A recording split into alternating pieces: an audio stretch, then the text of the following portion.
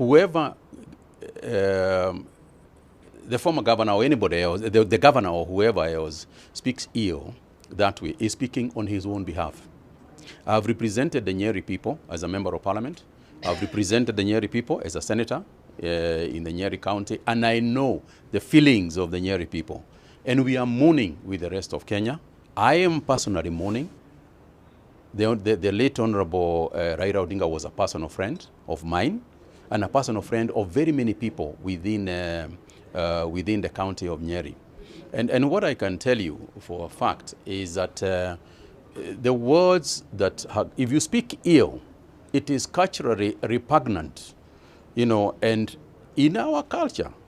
And if I speak as a Kenyan who happens to be a Mogikoyo, you know, a Kenyan who happens to be a Mogikoyo, I can tell you that culturally it is repugnant for you to speak ill of people who have passed on. And as a matter of fact, if you do so, there are certain rights that you need to undertake in order to avoid curses that may befall on you.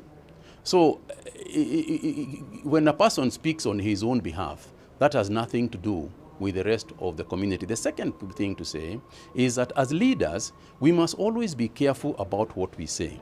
And what we say is important. Politically, those kind of statements are retrogressive. And it is not in anybody's interest for you to make those kind of statements that can obviously bring divisive aspects, especially in times like these ones. I think as a human being, it is insensitive. It is insensitive to make certain remarks that can hurt people, you know, during a time when their feelings are very vulnerable, when their feelings, you know, are emotive, and at any time, indeed at any time, it is always good for us as human beings to be sensitive to each other and how we feel. So morally is indefensible.